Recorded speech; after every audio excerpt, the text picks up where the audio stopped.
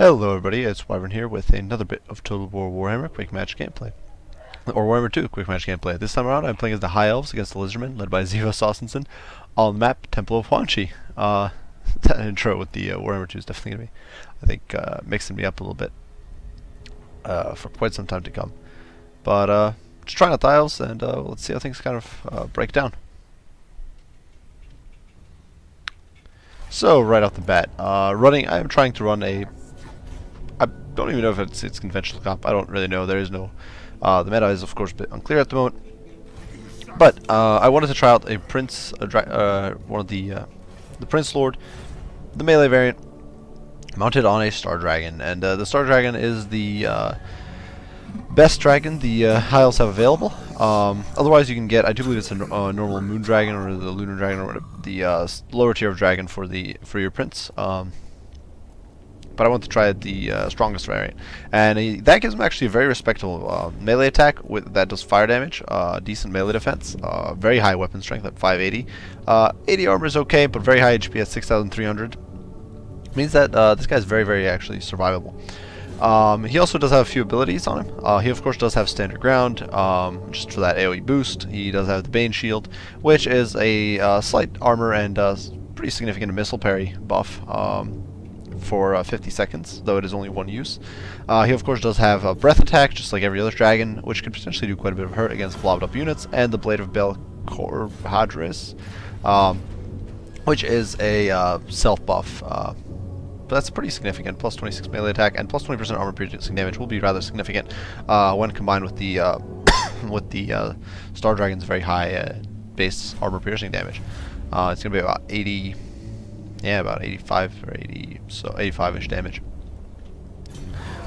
Alongside that, for my front line, I am bringing a bit of a mixed bag. I didn't know that I was going against Lizardmen, so I knew there could be some large. I knew that they will have a decent amount of armor, so I did bring 2 units of Phoenix Guard. These guys will trade very efficiently with enemy infantry, and even more efficiently against large units like Croxgors or their armored units like Stegodons or those sorts of things. And they're just very survivable with a built-in physical resistance, 100 armor, decent HP. They do cause fear, of course. They have martial mastery, which gives them ridiculous melee stats until they wears off, and it just makes them very strong. Alongside them, I do have 2 units of White Lines of Trace. These guys do have a slight range resistance, 90 armor. They're a decent sort of a mid-tier armor-piercing unit, comparable to say Great Swords or Chaos Warriors with great weapons or units like that. They do, of course, also have that martial prowess, which gives them some significantly boosted stats as long as it's active and as long as they're over 50% HP. They will trade very efficiently with most of the Saurus Warrior units, so maybe not as well against Temple Guard. And I just figured that they would be pretty good there. 2 units of Silver Helms with shields. These guys are, if I was going to give you a comparison, are a bit like Reichsguard, but with significantly lower weapons, with significantly lower weapon strength and somewhat better melee attack and melee defense, and of course better mobility because they are of course an elf unit. And these guys are basically hoping to do rear charges, interdict enemy large units, that sort of stuff. My backline is composed of Lothern Sea Guard. I do have 4 units of them, and these guys have very high melee defense, especially this is just vanilla Lothern Sea Guard because I knew Lizardmen don't have much range. I figured I wouldn't need shields. But even vanilla Lothern Sea Guard has very respectable melee defense as long as the martial prowess is up there. Basically a stronger spearman unit, though they do have less models, so I do believe that in melee they went out in the long run. But raw model to model stat wise, they are better than spears, and I do believe at least the shielded variant is, and even this unshielded variant is pretty comparable. So yeah, and they will definitely dish out a lot of damage to large. So if my opponent gets Carnosaurs or something in the back line here, I'll be able to at least put some hurt on him with the Lothern Sea Guard. Finally, this unit of Spearman is just here as a kind of a flex support unit, and yeah, just there to support as needed. For my opponent, he did bring and he's trying to position. You can see we're pivoting around. I'm trying to get my troops up on this hill. My opponent is trying to push through the woods and avoid getting shot up. You can see a breath attack goes down here. Very disappointing performance. Only picks off 3 models and does a little bit of HP damage. My opponent brought several Saurus Warriors shields, but no doubt to mitigate my range damage. With respectable armor at 60 and bronze shields, these guys will definitely, and very high HP per model. They have over 100, so that makes them comparable to Chosen. These guys will be very tanky against the damage output of the Elven Bowmen. My opponent also has Temple Guards, and these guys, of course, cannot rampage. And they do provide some anti-large staying power and some decent overall combat stats and armor piercing. 2 units of Cold One Spear Riders are really the main counter here to large, and these guys, of course, have very solid damage output and decent armor, but their stats as far as melee attack and melee defense go are rather pitiful, and so they could definitely struggle a bit versus at mopping up infantry. They're definitely the stats of melee attack and melee defense, I do believe, are worse than that on normal Cold One Riders. Finally, my opponent does have a few different heroes here. He did bring Krokgar on Grimlock. You can only see the first volleys of arrows coming in against these Stars Warriors, but Grimlock, of course, does have pretty ridiculous stats himself. He does a Krokgar with Grimlock has actually more HP than the Prince on the Star Dragon. He has very respectable melee attack, melee defense, a bunch of different abilities. He does have a missile attack that he can utilize, the Hand of the Gods. He has Swiftness of Itzel, which is a knockback, and he does have Sacred Spawning as Zodal for physical resist. Just a very, very powerful lord in general. Alongside him, he does have a Skink Priest of the Heavens, who is coming in with, I do believe it's, let's see, it's Uranus Thunderbolt as well as Harmonic Convergence for that boost. And then finally, Star Scar Veteran with Cold Blooded, and this guy can definitely dish out a bit of hurt, though he is susceptible to Frenzying. Over you can see these Stars Warriors under focused fire from the Lothern Sea Guard are kind of falling apart and definitely struggling. You can see me trying to posture and put my Silver Helms in a position to interdict these large units and prevent them from interfering. In the meantime, my spears have slowly kind of worming their way over to the flank. My Star Dragon has dove down here, and you can see I'm finally shifting the spears over to try to interdict these guys. Block Krokgar, block these Cold War Spear Riders, and just try to deal with them in general. Unfortunately, one of the problems with Phoenix Guard is that while they do have a respect, they have charged against defense against all, and they cause fear and all that sort of stuff, they are actually not immune to terror. So Krokgar could potentially, if these guys do start taking too much hurt, Krokgar will actually be able to kind of break them. Fortunately, though, I'm focusing down with the Lothern Sea Guard over here, though I do believe, should fire onto the Cold One Spear Riders, trying to focus them out first. You see the Silver Shields that absolutely atrocious in that exchange, and they are forced to rout off. Unfortunately for my opponent, though, the spears are almost there, and they will definitely shut him down pretty effectively. There's other units of Silver Helms, or they call them Silver Helm Riders. This guy performing somewhat poorly here, getting torn apart by the Star Warriors' shields. These guys don't seem to be performing all that well. I'm not the biggest fan of their capabilities. These Phoenix Guard, though, you can see are absolutely holding, like absolute champs against a mix of Cold One Spear Riders, Star Warriors, or two Star Warriors. So they're absolute champions here. You can see the Prince has come down, but unfortunately he's being attacked by Krokgar, and Krokgar will definitely lay the hurt down on him, especially when he's backed by these Cold One Spear Riders. I'm popping the Bane Shield to try to keep my Prince alive, and I'm throwing the Silver Helms into the fight just to try to block these Cold Ones and give them an opportunity to escape. In the meantime, the Lothern Sea Guard is kind of swiveling around, keeps pouring fire into these Cold Ones, who stand absolutely no chance against the Phoenix Guard. The Phoenix Guard will absolutely demolish them in close quarters, especially with the support of these spears. You can see my Dragon Prince is actually kind of getting out dodged and slowly but surely taking off. Fortunately, I have no heals for him. I don't have Lord of Life, so he's kind of taken a bunch of damage, and I have nothing I can do about it. Unfortunately for my opponent, though, you can see the Lothern Sea Guard here with their charge defense against large. It's actually holding out really effectively against Krokgar, the Cold One Spear Riders, and the Star Scar Veteran, and they're simply focusing him down like crazy. One unit holding, and then the others just laying down the hurt. In the meantime, these Silver Helms have come back. You see this kind of core fight here between the Temple Guards, the Prince, and the Star Warriors, the Phoenix Guard, and the Spearman. Spearman is kind of going down. You can see the Bane Shield actually still hanging around, which is pretty crazy. But you can see this fight is still kind of dragging out, and you can see these guys are slowly but surely getting whittled down and torn apart. In the meantime, these Silver Helms have crashed into the back of these Star Warriors, just trying to rout them off and force them off the field. And Phoenix Guard, despite the fact that their martial mastery has kind of worn off already, are still performing rather effectively.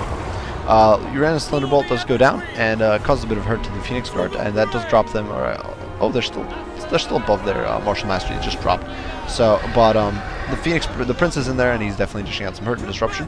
I do take off here and get cleared right before Krokgar can get on top of me. I've been trying to stay on top of that as much as I possibly can. If Krokgar gets on top of my Dragon Prince and is able to stay on top of him, then it could potentially be game. In the meantime, the Star Scar Veteran as well as Krokgar are just trying to pressure these Lothern Sea Guard and force a break on them. You can see these White Lions of Krace have come back, and I haven't noticed them, and I haven't recalled them.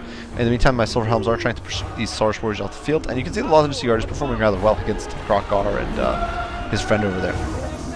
Krokar does pop cold-blooded, which maybe is one of his support units got popped cold-blooded. I'm not entirely sure, but you can see it does heal him for a decent amount there. But of course, it hurts his stats. In the meantime, the Dragon Prince, or the Prince, has landed on the King Priest of Heavens and shattered it, or terrified him and shattered him.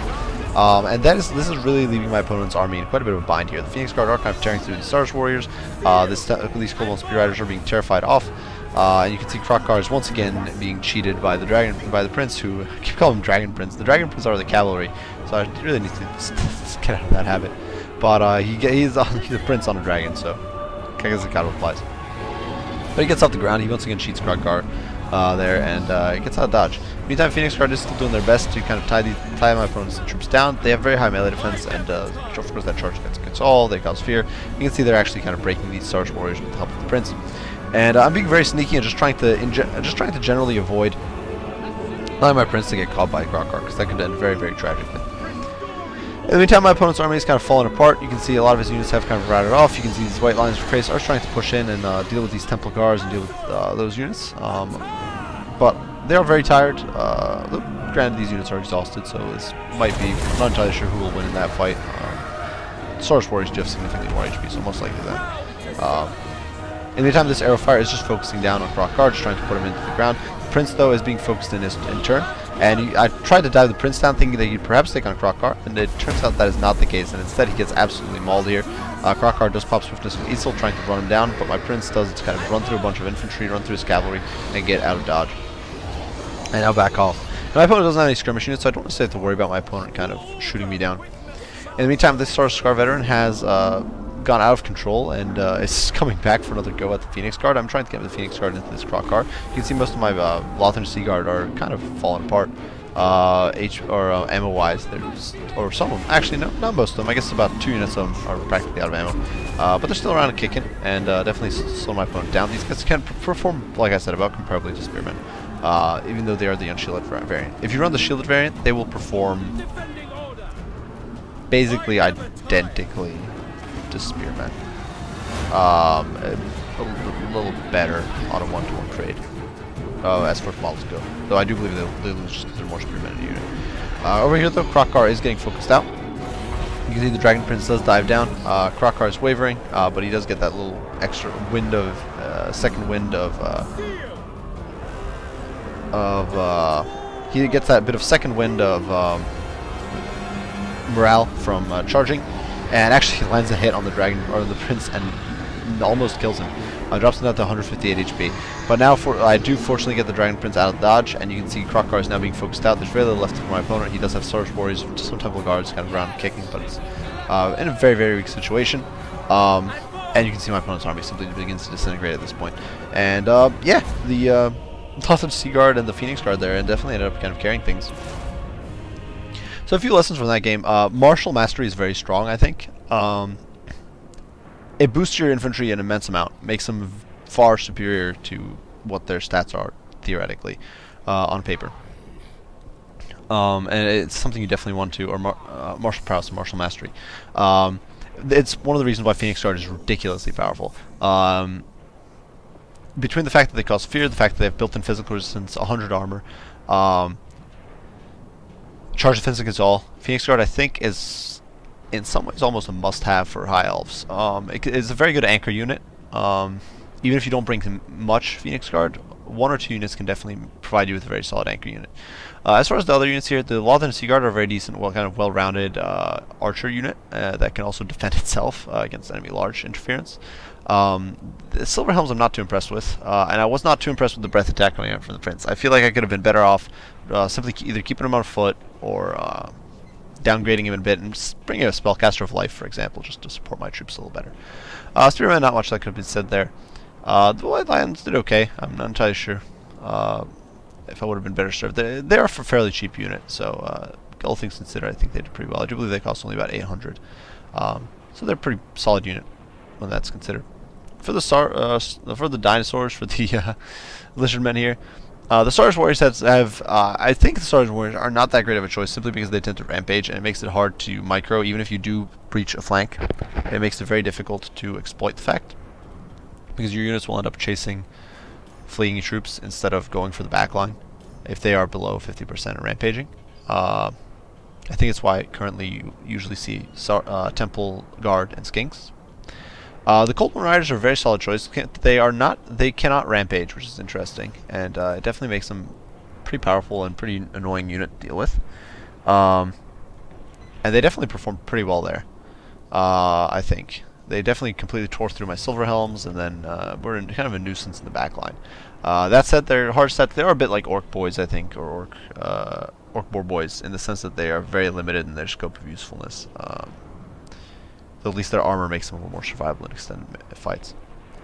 And finally, of course, Crockguard performed very well. He's an absolute monster. But yeah, kind of interesting matchup. I definitely kind of liking some of the high elf mechanics. I